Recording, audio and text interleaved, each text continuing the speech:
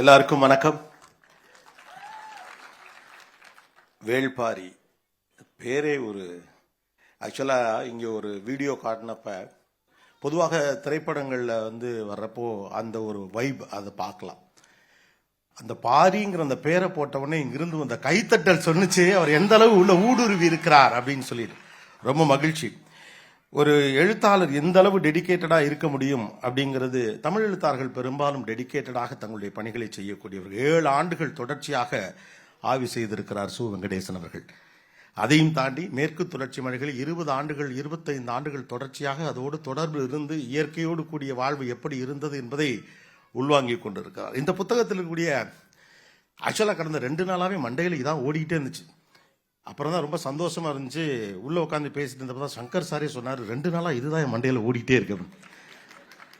சங்கர் சாருக்கு ரொம்ப நாளாக இதான் என் மண்டையில் ஓடிக்கிட்டே இருக்கும். அதனால ஸோ என்ன பேசுறது, எதை பேசுறது, உள்ள போனால் இதை பேசுவோம், அப்புறம் பார்த்தா இல்லை இதை பேசுவோம், அப்புறம் போனால் இதை பேசுவோம், அப்புறம் தான் தெரிஞ்சு எல்லாத்தையெல்லாம் பேசலாம் முடியாது, ஏதோ 4 விஷயம் பேசலாம் அவ்வளோதான்.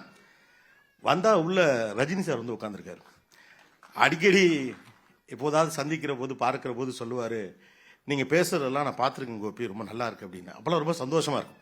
ஆனால் அவர் பார்க்குறப்ப பேசுறதுங்கிறது பதட்டமா இருக்கு. ஒரு குறிஞ்சி நிலத்தினுடைய ஓவராலா சு வெங்கடேசன் அவர்களை நான் இந்த இடத்துல எப்படி பார்க்குறேன்னா, ஒரு டூரிஸ்ட் கைடா ஒரு இடத்துல ஒரு ஒர்க் பண்ற மாதிரி ஃபீல் ஆகுது. பாரியின் கைகளை பிடித்து கொண்டு கபிலரும், கபிலரின் கைகளை பிடித்து கொண்டு பாரியும் நடக்கக்கூடிய அந்த குறிஞ்சி காடுகளில் மலைமுகடுகளில் கூடவே இருவரின் கைகளையும் பிடித்துக் கொண்டே நடக்கிறார் சு வெங்கடேசன்.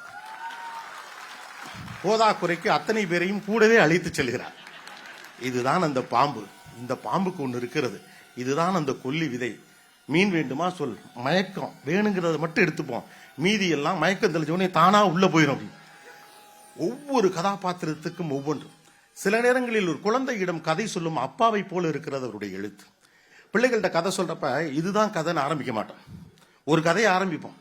அதுக்கப்புறம் அந்த கதை எப்படி டெவலப் ஆகும்னா, அந்த குழந்தை கேட்க கேட்க அதுலேருந்து ஒரு கதை வரும், அதுலேருந்து ஒரு கதை வரும். ஒரு இனக்குழுவுக்குள் போகிற போது இதை ஏன் செய்கிறார்கள், தெய்வமாக விலங்குனா என்ன அப்படின்னா அது ஒரு விலங்கு அப்படின்னு ஆரம்பிச்சு அதன் மீது இருக்கக்கூடிய நம்பிக்கை, அதை கைப்பற்றுவதற்காக நடந்த போராட்டம், அது சொல்லுகிற போது ஏற்படக்கூடிய வாய்ப்பு, இப்படியாக பல விஷயங்கள் பேசிட்டு போற மாதிரி ஒவ்வொரு விஷயத்தையும் சொல்லிட்டே போறார். குழந்தை திடீர்னு ஒரு கேள்வி கேட்டவனையும் மறுபடியும் அங்கிருந்து இன்னொரு இடத்திற்கு உங்களை கூட்டிட்டு போறார். ஸோ அந்த எனக்கு என்ன, அந்த கட்டற்ற அவருடைய சுதந்திரம் ரொம்ப பிடிச்சிருந்துச்சு.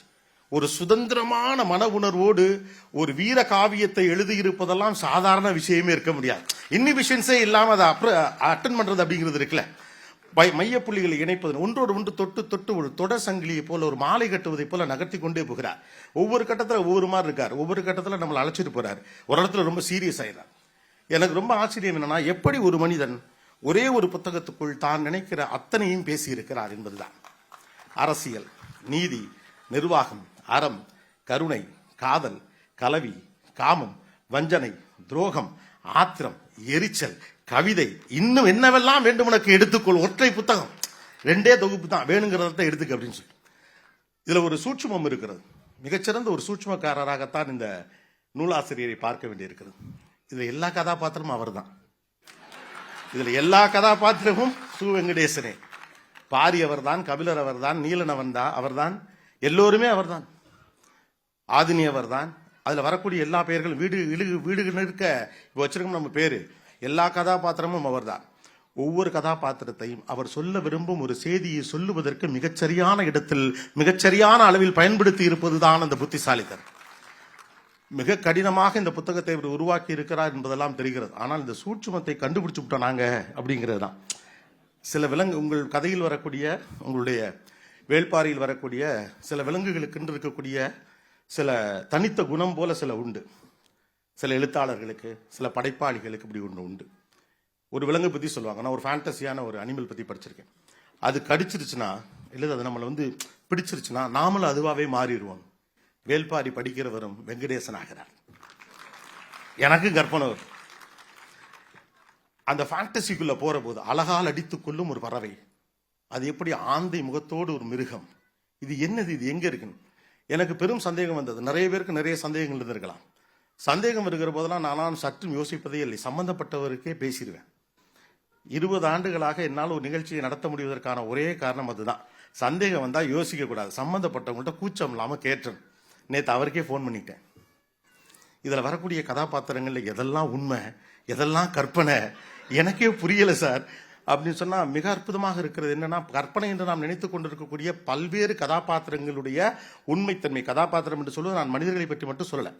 அதில் வரக்கூடிய பாம்பிலிருந்து தொடங்கி பறவையிலிருந்து மிருகத்திலிருந்து மரத்திலிருந்து செடியிலிருந்து கொடியிலிருந்து கொப்பிலிருந்து கொம்பிலிருந்து, கொப்புனா என்ன கிளைனா என்ன, கொப்பு தான் கொம்பாச்சாரெல்லாம் விளக்கம் கொடுத்துட்டு போறார். அப்பப்போ போய் இது எல்லாவற்றுக்கும் ஆனால் சங்க இலக்கிய பாடல்கள் வழியாக அப்படி ஒன்று இருந்ததை இவர் நிறுவுகிறார். அந்த காலகட்டம் எப்படிப்பட்டதாக இருந்திருக்கிறது அப்படிங்கிறது அதில் ஆச்சரியம். ஜஸ்ட் லைக் தட் ஒரு ஃபேண்டசி ஸ்டோரின்னு போறோம். அது குழந்தைக்கு கதை சொல்லுகிற போது விவரணையாக சொல்றதுன்னு ஒன்று இருக்குல்ல. அந்த பறவை எப்படிப்பட்டது, அதனுடைய தன்மை எப்படிப்பட்டது, அது என்னவெல்லாம் சொல்லும், அதை ஒட்டிய நம்பிக்கை என்ன, அதனுடைய சக்தி என்ன, சுண்டா பூனை அப்படின்னு ஒரு பூனை, குட்டி பூனைன்னு சொல்லிட்டு முடிச்சிருக்கலாம். மண்டையெல்லாம் ஓடுது அந்த பூனை. இப்ப அது எப்படி இருக்கும், ஒன்று வாங்கி வளர்த்துடலாமா, இப்போ எங்கேயும் கிடைக்குமா, பெட் ஷாப்பில் ட்ரை பண்ணுவோமா அப்படின்னு சொல்லிட்டு. ஆனால் அப்படிப்பட்ட ஒரு பூனை எதற்காக வளர்க்கப்பட்டது என்பதற்கான விவரணையையும் அவர் சங்க இலக்கியத்திலிருந்து எடுத்திருக்கிறார். போதா குறைக்கு வாய் வழியாக வளர்ந்த இந்த கதையினுடைய பின்னணிகளையும் சேர்த்திருக்கார். கிரேட்டஸ்ட் மிக்சர் எவர். ஒரு ஃபுல் மீல்ஸ் சொல்லுவாங்கல்ல, வாய் வழியாக வளர்ந்த கதையும் இதுக்குள்ள இருக்கிறது. சங்கம் இருக்கிறது, சங்க தமிழிலிருந்து சங்க இலக்கியத்திலிருந்து பாடல்கள் சரியாக அதற்கான ஆதாரங்கள் கொண்டு வரப்பட்டிருக்கிறது. கீழடி போன்ற ஆய்வுகள் இதற்குள் சொல்லியிருக்கிறார்கள். இதுபோக போதா குறைக்கு இவர் 7 ஆண்டுகள் இவர் ஆய்வு செய்து வெளியிட்ட ஒரு ஆய்வு கட்டுரை. இது எப்படி வேணாலும் எடுத்துக்கலாம், இதை ஆய்வு கட்டுரை என்று எடுத்துக்கொள்ளலாம். ஆண்டர்பிரினர்ஷிப்புக்கான ஐடியாஸ் சொல்ற ஒரு புத்தகம்னு எடுத்துக்கலாம். போர் எப்படி இருக்கும் தெரியுமா தம்பி அப்படிங்கிறதுக்கான புத்தகமாக எடுத்துக்கொள்ளலாம். வீரனை போரால் வீழ்த்த முடியாது, உன்னால் வஞ்சகத்தால் வீழ்த்த முடியும், அதை வச்சுதான்டா நீ வீழ்த்த முடியும் சொன்ன வீர மரபாக இருக்கலாம். தனிநபர்கள் எப்படிப்பட்டவர்களாக இருக்கிறார்கள், மனிதர்கள் எப்படிப்பட்டவர்களாக இருக்கிறார்கள், அரசியல் என்ன பேசுகிறது என்று பல்வேறு கோணங்களில் பேசுகிறார். சில விஷயங்கள் இதில் எழுதி நான் எடுத்துட்டு வந்தேன். அது எல்லாத்தையும் இந்த மீடியா ஹவுசஸில் ஒரு பெரிய பிரச்சனை உண்டு. நம்ம நிறைய பிளான் பண்ணிட்டு இருப்போம்ல, அதெல்லாம் அவங்க ஏற்கனவே ஏவியா போட்டுருவாங்க. உட்காந்துக்கிட்டு எல்லா பேரையும் படிச்சு படிச்சு படிச்சு மனப்பாடம் பண்ணி, பரவாயில்ல மனப்பாடம் போனாலும் சொல்லிவிடுவோம் அப்படின்னு எழுதிட்டு வந்திருப்போம்ல, அதுக்காண்டியாவது நான் சொல்லணும். கஷ்டப்பட்டு எல்லா பேரையும் எழுதிட்டு வந்ததுக்காண்டியாவது அதை சொல்லணும். இதுல சில பேர் சொல்லப்படலை. அதுல ரொம்ப அழகான ஒரு பேர் சூழ்கடல் முதுவன் அப்படின்னு ஒரு பேர் உண்டு. ஒரு பிசினஸ் எம்பையர் சூழ்கடல் முதுவன், எல்லாம் வளர்ச்சி பிடிச்சி அடிக்கிற அப்படின்னா. ஆனந்த விகடனில் ஒரு முறை ஒரு வார்த்தை வந்தது. அப்போ ராக்கண்ணன் அவர்களிடம் கூப்பிட்டு அந்த வார்த்தைக்கான அர்த்தம் கேட்டேன். அதகளம் அப்படின்னு ஒரு வார்த்தை. சில வார்த்தைகள் அப்படியே பக்குன்னு மனசுல நிற்கும். அதகளம் அப்படின்னா அப்புறம் எனக்கு ஒரு விளக்கம் சொன்னார். அது உனக்கு எப்படி புரிய வைக்கிறது, அடிச்சு பிடிச்சு துவைச்சு தூக்கி போட்டு மிதிச்சு எல்லாம் சேர்ந்த கலவை அது அப்படின்னாரு. அதுபோல சூழ்கடல் முதுவன் அப்படிங்கிற ஒரு வார்த்தை. அதே போல இருக்கக்கூடிய ஒரு வானியல் அறிவு பெற்றவருக்கு அவர் வைத்திருக்கக்கூடிய பேர் திசைவேலர். திசைவேலர் என்றொரு பெயர். வேள்பாரியின் தோழன் நீலன் உங்களுக்கு தெரியும். அப்புறம் வாரிக்கையன், தேக்கன், உதிரன், இரவாதன், காலம்பன், முடியன், நீலன் மனைவி மயிலா. இந்த பேர் தான் எனக்கு மிக பிடித்த ஒரு பெயர். ஆதினியும் மயிலாவும் அவ்வளவு அழகாக பொருந்தும் பேராக இருக்கிறது. அதில் இன்னொரு, நான் இந்த பாத்திர படைப்புகளில் எந்த இடத்துலையுமே கேரக்டரைசேஷனை ஏற்றவோ இறக்கவோ இல்லை. ஆண் எப்படி வீரமும் ஆளுமையும் அறிவும் கொண்டவனாக காட்டப்படுகிறானோ, அதே போலத்தான் ஆதினியும் மயிலாவும் மற்றவர்களும் காட்டப்படுகிறார்கள். அவர்கள் சுதந்திரமானவர்களாக காட்டப்படுகிறார்கள். ஒரு தமிழ் பின்னணியிலிருந்து எழுதக்கூடிய, தமிழர் வாழ்வியலிலிருந்து எழுதக்கூடிய ஒருவருக்கு இயல்பாக அது அமைதல் ஒன்றும் ஆச்சரியம் கிடையாது, அப்படித்தான் வரும். ஆனால் அவர்கள் சுதந்திரமான மனிதர்களாகவும் இருந்திருக்கிறார்கள் அப்படின்னு சொல்லி கபிலர் வருகிறார், நீலனிடம் பேசுகிறார். பாரியை பற்றி பேசுகிற போது நீலன் சொல்லுகிற இடத்திலேயே வியந்து போகிறார். நீலனே இப்படி பேசுகிறானே, அப்போது பாரி எப்படி பேசுவான்? அடுத்து மயிலா பேசுகிற போதெல்லாம் மயங்கி போகிறது கதை. பாரியை சந்திக்கலாமா வேண்டாமா என்ற ஒரு சந்தேகமே வரக்கூடிய அளவுக்கு பாரி பற்றி பேசுகிறது. எனக்கு ஒரே சந்தோஷம் என்னன்னா, எப்போதுமே இந்த முதல் வரி மோடு நம்முடைய வாழ்க்கை பல நேரங்களில் முடிந்து விடுகிறதோ அப்படின்னு தோணும். வாழ்க்கையில பல சிக்கல் அப்படிதான் முதல் வரியோடு முடிந்து போகும். நமக்கு பாரி அப்படின்னா என்ன, வேள்பாரி. வேள்பாரிங்கிறத இப்பதான் நம்ம தெரிஞ்சுக்கிறோம். முல்லைக்கு தேரின்தான் பாரி. இந்த ஒத்த வரிய 2 மார்க்குக்காக படிச்ச இடத்துல, இந்த ஒத்த வரிய 2 மார்க்குக்காக படிச்ச இடத்துல, அவன் கருணை மட்டும் கொண்டவன் அல்ல, அவன் ஒரு மாவீரன். இயற்கையின் மீது அன்பின் மீதும் அவ்வளவு கொண்டவன். மக்களின் சுதந்திரத்திற்காகவும் அவர்களுடைய மனதுக்காகவும் அவர்களுடைய நேர்மைக்காகவும் வாழ்ந்த ஒரு மாபெரும் மனிதன். அஞ்சா நெஞ்சன், ஒரு பெரிய போர் வீரன் அப்படிங்கிற எல்லாத்தையும் கொண்டு வந்து சேர்த்தது இருக்குல்ல. ஆக்சுவலா ஒரு சமூகம் வளர வளர அடுத்த கட்டத்தை நோக்கி நகரணும், முதல் வரியை தாண்டி நகரணும். நமக்கு இது பெரும் சிக்கல். உலகத்திலேயே அதிக மக்கள் தொகை கொண்ட நாடு எதுன்னு கேட்டால் பட்டு நம்ம இப்போ இந்தியான்னு சொல்லிடுவோம். இப்போ நம்ம ஃபர்ஸ்ட் பிளேஸ்ல இருக்கிறதுனால அடுத்த இடம் அப்படின்னம்னா எல்லாருமே சொல்லிவிடுவோம் சீனா, ஏன்னா ஏற்கனவே ஃபர்ஸ்ட்ல இருந்தான். ஓகே. மூணாவது யாருன்னு கேட்டோம்னா 30 பேர்ல 3 பேருக்கு தெரிஞ்சா பெருசு, நம்ம அடுத்து தாண்டி போகவே மாட்டோம், ஏன்னா நமக்கு தேவையில்லை. நாலாவது அதுக்கு நமக்கு சம்மந்தமே இல்லை. ஆனால் ஒரு சமூகம் அடுத்த கட்டத்தை நோக்கி நகரன்னா முதல் கட்ட தகவலை தாண்டி போகணும். இந்த மாதிரியான புத்தகங்கள் அந்த மாதிரி அடுத்த கட்ட நகர்வை நோக்கி நகர்த்துவது தான் ரொம்ப முக்கியமாக இருக்கிறது. ஏற்கனவே பிரபலமாக இருக்கக்கூடிய வரலாறை தாண்டி சிலருடைய வரலாறை எடுத்து சொல்லுகிற போது ஏற்படுகிற நம்பிக்கையை இது விதைத்திருக்கிறது. பாரி என்பது பெயர் அல்ல, அது ஒரு நம்பிக்கை, அது ஒரு குறியீடு, அது ஒரு அடையாளம், அறத்தின் அடையாளம், அன்பின் அடையாளம், இயற்கை என்னும் கொடையை எப்படி பயன்படுத்த வேண்டும் என்ற ஒரு நெறிக்கான ஒரு அடையாளம். அதே போல ஒரு படத்துல பஞ்ச் டயலாக் வைக்கிறதுலாம் உண்டு. புத்தகம் முழுக்க பஞ்ச் டயலாக்ஸ் சொல்ல முடியாத பஞ்ச் வரிகளாக வைத்துக் கொண்டிருப்பது. அதான் நான் சொன்னேன், இந்த புத்தகத்தை அவர் வெவ்வேறு விஷயங்கள் அணுகியிருக்கார். குழந்தைக்கு கதை சொல்லுவது போலத்தான் அது எனக்கு இருக்குது. அவருக்கு திடீர்னு ஒரு விஷயத்தை சொல்றதுக்கு ஒரு ஆள் தேவைப்பட்டா அதுக்கு ஒரு கேரக்டர் அங்கே வந்துடுறாரு. அந்த கேரக்டர் அதை பேசும். அந்த கேரக்டருக்கு அதுக்கான டைனமிக்ஸையும் அவர் பில்ட் பண்ணிடுறார். எதையொன்றையும் தேவையாக மாற்றுவதுதான் வணிகம். எதில் எழுதியிருக்குது? வரலாறு பேசுகிற ஒரு புத்தகத்துக்குள்ள இருக்கிற வார்த்தை எதையொன்றையும் தேவையாக மாற்றுவதுதான் வணிகம். ராத்திரி 2 மணிக்கு போனை போட்டு பிரியாணி தின்னாதான் இட்ஸ் அ பிளெஸ்ன்னு ஃபீல் பண்ற ஒரு உலகத்துக்கு செய்தி 2000 வருடத்திற்கு முன்பு இருந்து வருகிறது. The most contemporary. ஒரு எழுத்து ரெலவெண்டா இருக்கணும், காலத்தை கடந்து அந்த காலத்தோடு அது தொடர்பு படுத்தணும். சமகால மனிதர்களின் உளவியலையும் அதன் சிக்கலையும் அவர்களுடைய வணிகத்தையும் அவருடைய வாழ்க்கையும் அவருடைய அரசியலையும் அது தொடர்பு படுத்த வேண்டும். புத்தகம் முழுக்க அப்படியான கருத்துக்கள் தான் விரவி கிடக்கிறது. அதைத்தான் இந்த புத்தகத்துடைய சூட்சமமாக நான் பார்க்கிறேன். ஒரு மேலாண்மை புத்தகம் என்று எடுத்து கணக்கில் எடுத்துக்கிட்டோம்னா இது ஒரு மேலாண்மை புத்தகம். அரசியல் புத்தகம் எடுத்துக்கிட்டா அரசியல் புத்தகம். எல்லாத்தையும் தாண்டி இது சு வெங்கடேசனின் புத்தகம். எல்லாரும் சு வெங்கடேசனாக இருப்பதால். ஸோ இதில் இருக்கக்கூடிய முக்கியமான இந்த இது எனக்கு ரொம்ப பிடிச்சிருந்துச்சு. இன்னைக்கு இருக்கக்கூடிய கன்சூமரிக் ஆட்டிடியூட்ல ஒரு மாலுக்கு நம்ம போறப்போ எதை வாங்கணும்னு போறோமோ அதை தவிர மீதி எல்லாத்தையும் வாங்கிட்டு எதை வாங்க போனோமோ அதுக்காக பணம் இல்லாம திரும்ப வந்து நாளைக்கு போவோமான்னு கேட்கிற ஒரு ஊர்ல இந்த வார்த்தை எனக்கு ரொம்ப முக்கியமானதாக படுகிறது. அதை வாரன் பஃபெட் தான் சொல்ல வேண்டும் என்ற அவசியம் இல்லை. ஒரு வரலாற்று நூல் வழியாக சு வெங்கடேசனும் சொல்லுவார். தேவையே இல்லாத பொருட்கள் எல்லாத்தையும் வாங்கி வாங்கி குவித்து, இந்த வார்த்தை வந்த பிறகுதான் கவனிச்ச தெரிஞ்சு எல்லாத்தையுமே முக்கியமானதாகவே மாற்றி வைத்திருக்கிறோம். லக்ஸுரின்னு ஒன்று இப்ப இல்லவே இல்லை. எனக்கு இது வேணுமா வேணாமாங்கிறத பத்தி நான் முடிவே பண்ணல. இது உனக்கு வேணும், இல்லைன்னா அது உனக்கு கௌரவ குறைச்ச, இல்லைன்னா உன்னை ஒருத்தர் மதிக்க மாட்டான், இல்லைன்னா உன் வாழ்க்கை நிறைவடையாது. பெரிதாக யோசின்னு போனது போக big size king size life வாழு அப்படின்னு சொல்லி எல்லாரையும் ஒரு கன்சியூமராக மாற்றிக்கொண்டிருக்கக்கூடிய ஒரு காலகட்டத்துக்குள்ள ஆன்லைன்ல கார்ட்டிங் அப்படிங்கிறது டிசீஸா மாறிட்டு இருக்கு அப்படின்னு சொல்லலாம். எல்லாத்தையும் எடுத்து காட்டுல போட்டுக்கிட்டே இருக்கு. எதுக்கு வேணும், எதுக்கு வேணாம், எதுக்கு வேணும். வீட்டுல எந்த பொருள் வைக்க இடமே இல்லை. இல்ல, வீடு பெருசா தான் இருக்கு, தேவையில்லாம நிறைய பொருள் உள்ள இருக்கு. அத்தை வீட்டில் பார்த்தது, சித்தி வீட்டில் பார்த்தது, அது கூட அப்புறமா வாங்கிக்கலாம். நாத்தனார் வீட்டில் பார்த்தது எல்லாம் 4 நாளைக்குள் வாங்கவில்லை என்றால் எங்கள் கௌரவம் தரிகட்டு போகும் என்ற இடத்தில் இந்த வார்த்தை எனக்கு ரொம்ப பிடித்திருந்தது. எதையென்றையும் தேவையாக மாற்றுவதுதான் வணிகம். இரண்டாவது ரொம்ப நுட்பமானது. இது ஒரு பக்கம் ஒரு ஆண்டர்பிரினர், ஒரு பிசினஸ் அல்லது இன்னைக்கு இருக்கக்கூடிய ஒரு அட்வர்டைஸ்மெண்ட் ஃபார்மேட் அல்லது கன்சூமரிசத்தை பற்றி பேசுகிறதுனா, இன்னொன்று ஈகை அற்புதத்தை பேசுகிறது. அவர் வள்ளல் தன்மை கொண்ட மனிதர். ஓகே, பாரியும் வள்ளல் தன்மையும் ஒன்றோடு ஒன்று இணைந்தது, முல்லைக்கு தேரிந்தான் பாரி அப்படின்னு சொல்லிட்டு போகணும். ஆனா அதை ஒட்டி சில கேள்விகள் இருக்குல்ல. அந்த மயிலால பாரிக்கு என்ன ஆக போகுது? மயிலால பாரிக்கு ஒன்றும் ஆக போறது. ஒருவேளை பக்கத்து நாட்டு மன்னனாக இருந்தாலும் நாளைக்கு பஞ்சாயத்து இருந்தால் பார்டரில் நின்று பேசிக் கொள்வதற்கு அது தேவைப்படலாம். இல்லை, ஒரு மாபெரும் வணிகராக இருந்தால் ஏதோ ஒரு வகையில் அரசாங்கத்துக்கு ஒரு டொனேஷன் கொடுப்பாருனா அது கொஞ்சம் அமைதியாக இந்த வைத்துக்கொள் தேரை நாளை தா அப்படின்னு சொல்லிட்டு போகலாம். எதுவுமே கிடையாது. பாரி யாரென்றே அந்த மயிலுக்கு தெரிந்திருக்க வாய்ப்பில்லை. அந்த மயில் யாரென்றும் பாரிக்கு தெரிந்திருக்க வாய்ப்பில்லை. 2000 வருடங்களுக்கு பிறகு அவரை பற்றி மேடையிலே கோபிநாத் பேசும்போது இதை குறிப்பிடுவான் என்று ஒரு நாளும் பாரிக்கும் மயிலுக்கும் தெரிந்திருக்காது. சு வெங்கடேசனுக்கே தெரிந்திருக்காது இல்லையா? அதைத்தான் அங்க அழகா அவர் சொல்றாரு. வள்ளல் தன்மை என்பது நிர்வாகத்திறன் அல்ல, அது குழந்தையின் குரல் கேட்ட கணத்தில் பால் கசியின் தாயின் மார்பை போன்றது. அப்படி வரணும் அப்படின்னு. அது கணக்கு போட்டு பண்ற வேலையெல்லாம் கிடையாது. இதை செய்தால் இது நடக்கும், இதன் வழியாக இதை உருவாக்கி கொள்ள முடியும், இதை நம்ம செஞ்சோம்னா. ஏன்னா இப்ப வள்ளல் தன்மையெல்லாம் நம்ம அப்படித்தான் வச்சிருக்கோம். ரொம்ப ஜெனரஸ். 5001 ரூபா மையெழுத்தம் ஜெனரஸா இருக்கு. ஏன் கஷ்டப்படுறாங்க? 10,002 ரூபாய் அது கட்டாயம் வரும், நமக்கு கணக்கு தெரியும் இல்லையா?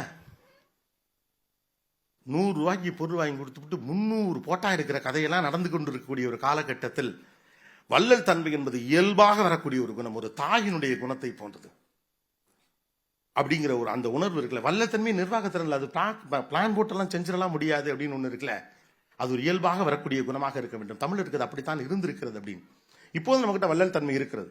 ஆனால் அதெல்லாம் கொஞ்சம் மாறிக்கொண்டிருக்கக்கூடிய இந்த காலகட்டத்தில் இதனால் எனக்கு பலன் கிடைக்கும், இந்த சொந்தக்காரனுக்கு நான் இதை செஞ்சா எனக்கு பலன் கிடைக்கும், அல்லது என் நண்பனுக்கு நான் இதை செஞ்சா பலன் கிடைக்கும். நம்மளுடைய நெட்வொர்க்கிங் நம்ம பண்ணக்கூடிய எல்லா விஷயத்தின் பின்னாலும் வள்ளல் தன்மை எதுவும் கிடையாது. எல்லாமே இன்னைக்கு ஒன்று செஞ்சா நாளைக்கு நமக்கு கிடைக்கும், ஒன்று போட்டா 2 கிடைக்குமா, 2 போட்டா 4 கிடைக்குமாங்கிற கணக்கு நடந்து கொண்டிருக்கக்கூடிய காலகட்டத்தில் வள்ளல் தன்மைக்கான ஒரு டெஃபினேஷன் இதன் வழியாக சொன்னது போல தெரிகிறது. வல்லதான் நம்ம இதில் ஏற்கனவே பல வார்த்தைகள் இருக்குது. இடது கை கொடுக்கிறது என்ன, வலது கை கொடுப்பது இடது கைக்கு தெரியக்கூடாது அப்படின்னா பல வார்த்தைகள் இருந்தாலும் கூட எனக்கு ரொம்ப நுட்பமான விஷயமாக தெரிந்தது. 3வது, தீமையை கனப்பொழுதில் மாற்ற முடிகிற வல்லமை வார்த்தைகளுக்கு உண்டு. அடே அப்பா, எனக்கு அது ரொம்ப பர்சனலா கனெக்ட் ஆச்சு. நிறைய வார்த்தைகளை கோர்த்து ஒரு நிகழ்ச்சியை நடத்தும் வேலை எனக்கு உண்டு. வார்த்தைகள் எவ்வளவு வலிமையானது என்று நான் அறிவேன். ஒரு நியான நிகழ்ச்சியில ஒரு அம்மா வந்து சொன்னாங்க, உங்களை நெகிழ வைத்த வார்த்தை அது, எந்த வார்த்தையை கேட்டபோட்டு நீங்கள் கண்ணீர் விட்டு அழுதீர்கள் அப்படின்னு கேட்டப்ப அவங்க சொன்னாங்க, நான் ஒரு பகுதியில் குடியிருந்தேன், எதிர் வீட்டில் ஒரு அம்மா இருப்பார், எப்போதாவது பார்க்கிற போது புன்னகைக்கக்கூடிய ஒருவர், அவ்வளவுதான். நானும் என்னுடைய அப்பாவும் மட்டும் இருந்தோம். திடீரென்று ஒரு நாள் அப்பா இறந்து போகிறார். அந்த பொண்ணுக்கு என்ன செய்யறதுன்னு தெரியல, அப்படியே உட்காந்துருக்காங்க. அப்பா இறந்துட்டார், என்ன செய்யறது, யாரை அணுகிறது ஒண்ணுமே தெரியல. ஏதோ ஒன்று தெரியுது, பிரச்சனை இருக்குன்னு தெரிஞ்சு எதிர்த்த வீட்டிலேருந்து அந்த அம்மா வராங்க. அது வரைக்கும் 2 பேர் பேசிக்கிட்டு கிடையாது, முகமன் மட்டும் சும்மா பார்ப்பாங்க. அவ்வளவு அவங்கள பார்த்தோன்னே இவங்க கட்டி பிடிச்சி அழறாங்க, எனக்கு என்ன செய்யணும்னே தெரியலன்னு சொன்னப்ப அந்த அம்மா சொன்னாங்களாம், கவலைப்படாத நான் பார்த்துக்கிறேன் அப்படின்னு. அவ்வளவுதான், ஒத்த வார்த்தை. கவலைப்படாத நான் பார்த்துக்கிறேங்கிற அந்த ஒத்த வார்த்தையை 10 ஆண்டுகளுக்கு பிறகு வந்து ஒரு நிகழ்ச்சியில் சொல்லுகிறாங்க. Word as a character, word as an emotion. பல உறவுகள் பிரிந்தது வார்த்தைகளில் தான், பல மன்னிப்புகள் நடந்தது வார்த்தைகள்ல தான். மிகப்பெரிய விளக்கங்கள் கொடுத்த பிறகுலாம் நடந்த மன்னிப்பை விட தெரியாம செஞ்சுட்டேன் சார் சொன்ன ஒத்த வார்த்தைக்காக மன்னிச்சவன் தான் கோடி பேர். தெரியாம செஞ்சுட்டேன்னு சொல்றவன என்னடா பண்றது, தெரியாம செஞ்சுட்டேங்கிறதுக்கு அவ்வளவு பெரிய பலி இருக்கு. என்னை மன்னிச்சிருங்கன்னு சொல்றதுக்கு அவ்வளவு பெரிய வார்த்தை இருக்கு. வார்த்தைகளுக்கு வலிமை உண்டு, அதுவும் தமிழினுடைய வார்த்தைகளுக்கு கேரக்டரே உண்டு. கோபங்கிற வார்த்தையை நீங்க சாந்தமா சொல்லவே முடியாது. ஆத்திரம் வருது அப்படின்னு சொல்ல முடியும். கத்தாரா அப்படிங்கிறது கத்தி தான் சொல்லுவாங்க. கவனிச்சிருக்கீங்களா இல்லையா? அமைதியாரு, சொல்லிலே அமைதியாயிருவோம். ரகசியம் பேசல, ரகசியம் ஒரு விஷயம் ரகசியமா சொல்றேன், மைக்ல சொல்லி மெதுவா பேசுவாங்க. கவனிச்சிருக்கீங்களா? Word as a character. ஒரு தீமையை மாற்றக்கூடிய, கனப்பொழுதில் மாற்றக்கூடிய வல்லமை வார்த்தைகளுக்கு உண்டு. ஒரு ஆட்டோக்கார அண்ணன் வராரு, நம்ம 2 வீலர்ல ஒருத்தர் போறோம், படக்குன்னு மோதுறோம். சண்டை வரப்ப முதல்ல 2 பேருமே சொல்லுவோம், உன் மேலதான் தப்புன்னு. இது நமக்கு பழக்கம். இறங்கணுமே நீ தான் தப்பு பண்ணேன்னு சொல்லிட்டா நான் தப்பு பண்ணலன்னு அர்த்தம். ஆனா அந்த கோபத்துல நீங்க இறங்குறப்ப டக்குன்னு அந்த 2 வீலர்ல வர தம்பி, அண்ணே சாரினேன்னு ஒத்த வார்த்தை சொன்னா, சரி போப்பா அப்படின்னு முடிஞ்சு போச்சு. ஒரே வார்த்தை தான். அவர் யாருன்னு எனக்கு தெரியாது, நான் இறங்கல ஒரு 2 அடி அடிக்கணும்னு நினைச்சு கூட இறங்கியிருப்பாரு. ஒத்த வார்த்தை தான். 10 ஆண்டுகளாக விரோதம், 15 ஆண்டுகளாக பேச்சுவார்த்தை இல்லை. ஏதோ ஒரு கல்யாண வீட்டில் புது நிகழ்ச்சியில் 2 குடும்பமும் சந்திக்கிறது. நீ சத்தா நான் வரமாட்டேன், நான் சத்தா நீ வரக்கூடாதுன்னு சொல்லக்கூடிய ஒரு வாழ்க்கை முறைக்குள் சண்டைக்குள் இருந்த குடும்பம். 2 பேருக்கு நேருங்க தான் சந்திச்சு விட்டாங்க. என்ன பண்றதுன்னு தெரியல. இந்த பக்கத்தில் இருக்கவர் அவர் எப்படி எதிர்கொள்றதுன்னு தெரியாம நல்லா இருக்கியான்னு ஒரு வார்த்தை கேட்டுவிட்டார். அவ்வளவுதான். கட் பண்ணோம்னா பந்தியில 2 பேரும் கறிசோறு சாப்பிட்டு இருக்காங்க. ஆமா, 15 வருஷத்துக்கு முன்னால நம்ம எதுக்குடா சண்டை போட்டோம்? சண்டை எதுக்கு போட்டோம்னே தெரியல. ஒத்த வார்த்தை பேசி முடிச்சுட்டு போயிடுச்சு. நல்லா இருக்கியாங்கிற ஒரு வார்த்தை நிச்சயமா மாத்தும். தீமையை கனப்பொழுதில் மாற்ற முடிகிற வல்லமை வார்த்தைகளுக்கு உண்டு அப்படிங்கிற அந்த பஞ்ச் டயலாக் அப்படின்னு தான் நான் சொல்லுவேன். அது எனக்கு ரொம்ப பிடிச்சிருந்தது. அதே போல மண் என்பது போரால் கிடைக்கும், மனம் என்பது உயிரால் தான். உங்கள் அதிகாரத்தின் வழியாக நீங்கள் ஒன்றை எக்ஸிக்யூட் பண்ணிட முடியும், ஆனால் மக்களின் மனதை வெல்வதுதான் உலகத்தின் ஆகப்பெரிய அதிகாரம். ஒரு போருக்கான, ஒரு அரசியலுக்கான, ஒரு நீதிக்கான, ஒரு அறத்துக்கான ஒரு கூற்றை சொல்லுதல் ஒன்று இருக்குல்ல. மண் என்பது போரால் கிடைக்கும், மனம் என்பது உயிரால் தான். மனிதனுடைய மனத்தை வெல்லுவதுதான் அது. அது கம்பெனியா இருந்தாலும் சரி, மீடியாவா இருந்தாலும் சரி, அரசியலா இருந்தாலும் சரி, எதுவாக இருந்தாலும் சரிதான். நீங்க ஃபோர்ஸ் பண்ணி ஒருத்தர் வேலையை வாங்கிடலாம், ஆனா இன்வால்மெண்ட் உங்களால ஒரு நாள் வாங்கிடவே முடியாது. உங்கள் கையில் அதிகாரம் இருக்கிற காரணத்தினால் இதை செய் நீ என்று உத்தரவிட்டு விடலாம், அந்த வேலையும் கூட நடந்து விடலாம். ஆனால் அது முழு மனதோடு நடந்ததா என்ற ஒரு மிகப்பெரிய கேள்வி இருக்கிறது. இப்படி நெடுக போய்கொண்டே இருக்கிறது. ஒவ்வொரு கட்டத்திலும் ஒவ்வொன்றை சொல்லிக்கொண்டே இருக்கலாம். இப்ப 4 டைமென்ஷன்லாம் எடுத்ததுக்கான காரணம், ஒன்று போரை பேசுகிறது, இன்னொன்று வாழ்வியலை பேசுகிறது, இன்னொன்று வணிகத்தை பற்றி பேசுகிறது, இன்னொன்று சமகாலத்தை பற்றி பேசுகிறது. எல்லாமே ரெலவெண்டா இருக்கு. அதனாலதான் நான் சொன்னேன், இவர் பாரியின் கையையும் கபிலரின் கையையும் பிடித்துக்கொண்டு கூடவே நம்மையும் அழைத்துக் கொண்டே போகிறார். பின்னால் போகிற ஒவ்வொருவரும் அதுக்குள்ளே போறோம். காடு மலையெல்லாம் ஏறி இறங்குகிறார் சூவங்கடேசன், கூடவே நம்மையும் அழைத்துக் கொண்டு போகிறார். ஆனால் சற்றும் களைப்பாக இல்லை. புத்தகத்தை மூடி வைக்க மனசே வரவில்லை. எனக்கு இந்த புத்தகம் பரிசாக கிடைத்தது. ஒரு புத்தக கண்காட்சியில் பேச போன போது இந்த 2 தொகுப்பையும் என்னிடம் கொடுத்தாரு. நான் போட்டோக்கு போஸ்ட் கொடுக்கல, இப்படி பிடிச்சி படக்கு மட்டும் கீழே போயிட்டேன். ஏடா இவ்வளவு வெயிட்டா இருக்கு இந்த ஒரு புத்தகம் அப்படின்ட்டு. அவ்வளவு வெயிட் இருக்க தானே செய்யும். எத்தனை உணர்வுகளை தாங்கி இருக்கிறது அந்த புத்தகம். எவ்வளவு கவலைகளையும், போரையும், வஞ்சகத்தையும், மன்னிப்பையும், காதலையும். ஐயோ, பெரிய காதலை இவ்வளவு அழகாலாம் சொல்லிடலாம் ரொம்ப நாளாச்சு சார். ரொம்ப மகிழ்ச்சி இந்த மாதிரியான நிகழ்ச்சியில் வந்து பேசுவதற்கான வாய்ப்பு கிடைத்ததற்கு. மற்றவர்களும் பேசுவதற்கான எனக்கு ஒரு 20 நிமிடம் கொடுத்திருந்தாங்க. ஸோ அதனால இதோட இந்த இடத்துக்கு வரணும்னு. பட் எனக்கு ரொம்ப மகிழ்ச்சியான விஷயம் இதோடைய ஓவியங்கள். ஐயா மணியன் செல்வம் அவர்களுக்கு உண்மையிலேயே, ஏன்னா இனிமே என்ன வேணாலும் வரட்டும், ஏஐ வரட்டும், இதெல்லாம் வரட்டும், இந்த ஸ்ட்ரோக்கை யாராலையும் கொண்டு வர முடியுமான்னு எனக்கு தெரியல. கண் முன்னால் வந்து நிற்கிறாள் ஆதினி. ஒவ்வொருத்தரும் கண் முன்னால வராங்க. பாரி அந்த லுக் அண்ட் ஃபீல் பாருங்க. இவர் எப்படி இருப்பார்னு எப்படி இது பண்ண முடியும்? இது எல்லாவற்றையும் விட ஒன்று என்னன்னா, தான் உணர்ந்த ஒன்றை, தான் நேசிக்கிற ஒன்றை, தான் நம்புகிற ஒன்றை, தான் பார்த்த ஒன்றை, தன்னுடைய கற்பனையெல்லாம் தாண்டிய ஒன்றை, தன்னுடைய கட்டற்ற சுதந்திரமான கற்பனையால் கிடைத்த உணர்வையும் தகிப்பையும் அந்த வாந்த தன்னுடைய வாசகனுக்கு கொண்டு போய் சேர்ப்பது என்பது ஒரு எழுத்தானக்கு எளிதான விஷயம் அல்ல. அது மிக இயல்பாக வாய்த்திருக்கிறது சு வெங்கடேசன் அவர்களுக்கு. வாழ்த்துக்கள் சார். பாரியின் வாசகர்களுக்கு நன்றியும் வாழ்த்துக்களும். நன்றி.